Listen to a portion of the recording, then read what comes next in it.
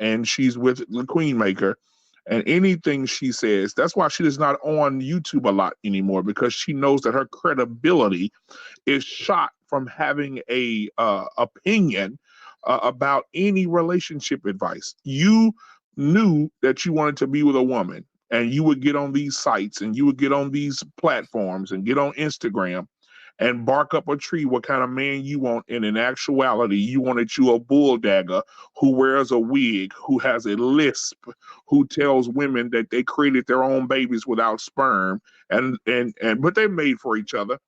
They made for each other because, when she takes that wig off, I guarantee you, when Princella takes that wig off, she'll, come on, she'll like Terrence Howard.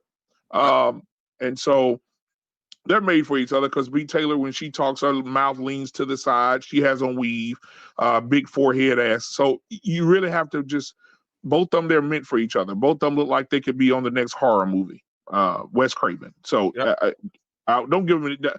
They get a lot of energy, but B.Taylor is trash. And everybody knows it. Yeah, she's trash. I want you to hold that thought just for a second, because I actually got a question for you. Hold on a second.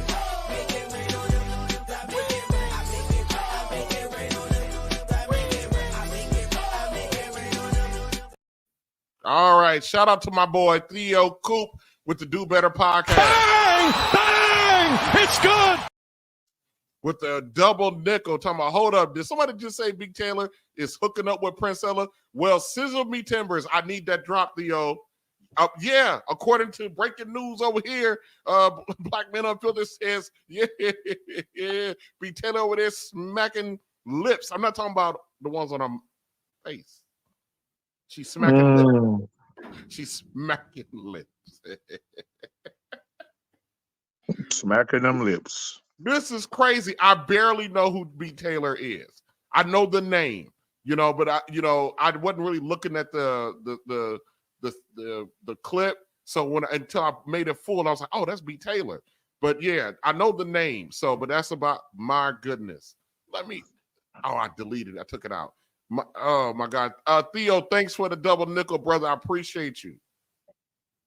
So real quick before you go, bro, I don't know how much time you got, but before you go, Manosphere, was it necessary? I think the Manosphere was necessary.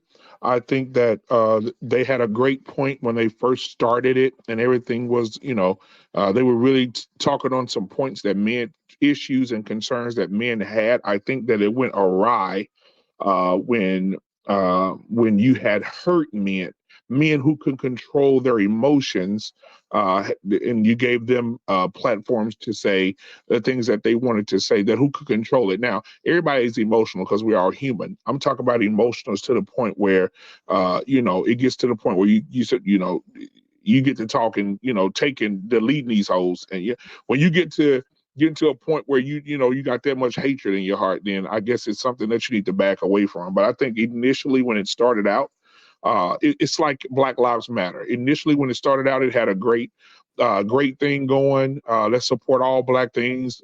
Let's protest all Black things against Black.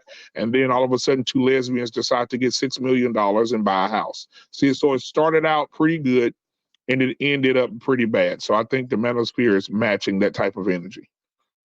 Oh, so you think that's what they're doing now, is trying to match that kind of energy? I think that the right Manosphere, because I'm not going to say all the guys in the Manosphere are bad, but some of them have creeped in there who, because I heard a Manosphere guy say something stupid. I can't remember what he said, but I think that the majority of those guys, I go to the minority sometimes can have the bigger voice, but the majority of those guys, I think they were doing the right thing when they first kicked that Manosphere thing off. I think they were doing the right thing. I just think that some people, it's bad eggs in every carton, brother. That's why I'm not a Kevin Samuels cheerleader, but I understood what he meant for the message. Right. You understand what I'm saying? And so that's why, like, you see, like, so far this year, you keep seeing me ask the second question on my titles is, will a new king arrive? The reason why I call him a king, even men need, really leaders, but Kevin Samuels, while you saw, a lot of the stuff that we're seeing now that has perverted the manosphere, he kept that shit at bay.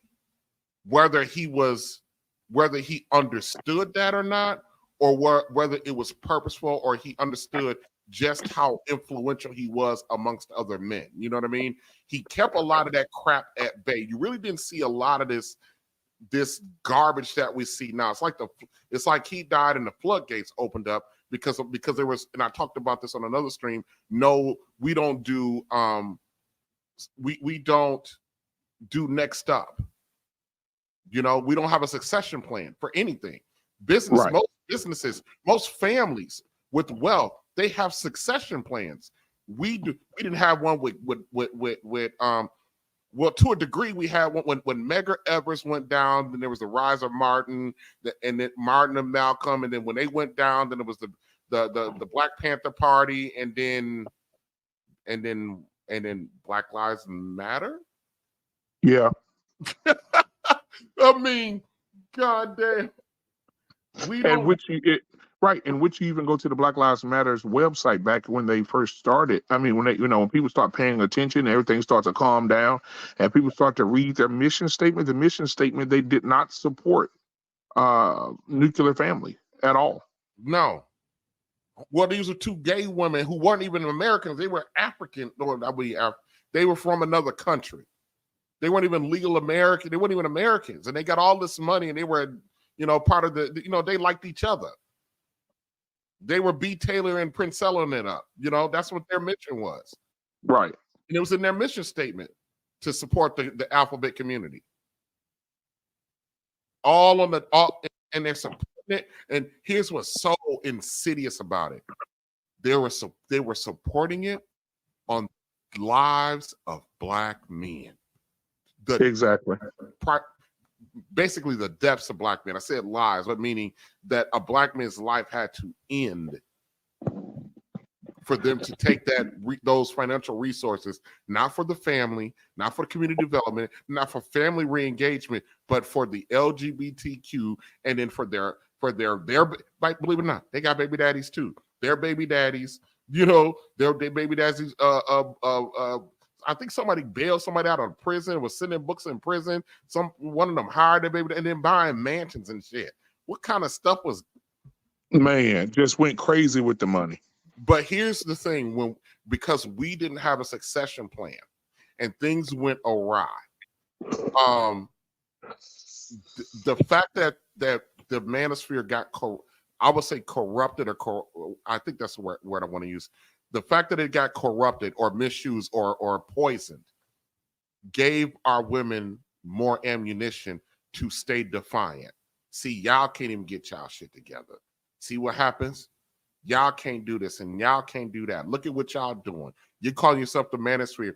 The worst thing that happened to the manosphere with me is when all of the, I don't know if you were aware of the shit down with that. Remember that YouTube channel, this Pearly Things? Yeah. When that shit broke wide and she came out with her, Hitler, whatever, slavery ain't real bullshit, and all of these so-called manosphere guys lined up to defend this bitch. I remember. We lost all fucking credibility, and our women came out in droves looking at us like, you sorry motherfuckers. Yep. And we were out there defending this hoe. Not me, but they were out there defending. These so-called gatekeepers in this space came out defending this hoe.